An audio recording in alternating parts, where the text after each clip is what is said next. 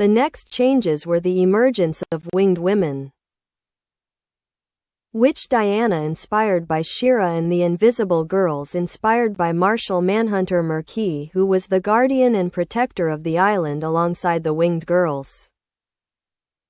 The Amazon weapons also became more advanced and equivalent to the modern weapons of war in the outside world, especially Lex Luthor.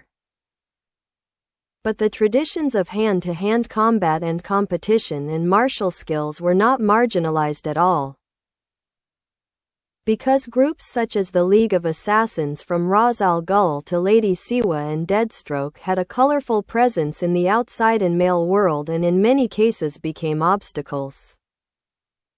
The princess created a family similar to Batman. They were her own creations, however, because of her spirit, and unlike Batman, she gave them high freedoms from the beginning and asked the best Amazon warriors to train them.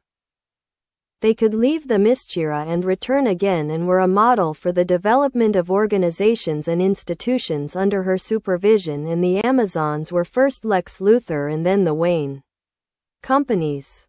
Luthor had repeatedly hurt and injured the Justice League, including himself and Superman, with the networks he created and the anti-heroes he created.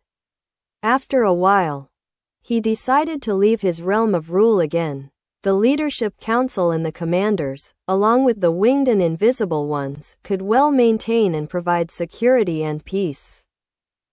Diana rode her fighter jet out of the territory of Themyscira.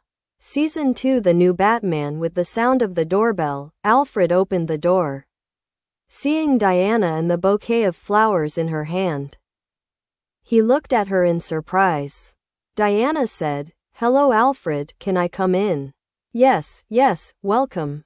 Diana gave him the bouquet of flowers. "I know, I'm not used to it either. After a long time I came here. That's why I got these flowers." She looked around and continued, "Where is Bruce?" "Looking for his usual things." To which a young girl replied, "Mr.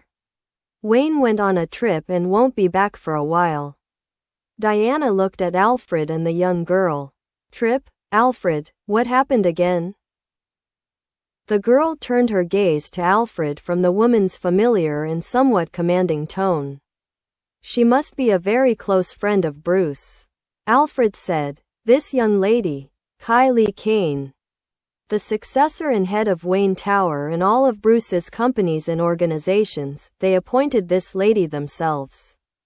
And he continued to Kai, "This lady is Princess Diana and one of her closest friends and members of the Justice League." Kai stepped forward and said, "It's a pleasure to meet you, Princess." Alfred said, "I'll get you a drink and coffee now and I'll tell you the story." After bringing tea and sweets, Alfred told the story of the accidental awakening of an ancient demon named Iog Soda with the help of Ra's al Ghul and Talia's daughter, and the fight between Bruce Wayne and Elwyn Queen, and how he died and then became a real, grown-up bat after the murk. Diana finished her tea and said, "So, for now Gotham is deprived of Batman and the Bat family, and now this young lady is running Wayne's organization. What about Dick and Damian?" Alfred, "Dick is killed and Damian has returned to the League of Assassins." Diana stood up and said, "I want to see Bruce." Alfred nodded. A while later, they were in front of one of the towers of Wayne's mansion. Alfred pointed to the top of the tower. "The rest of it is with me." And he flew and entered its relatively dark area.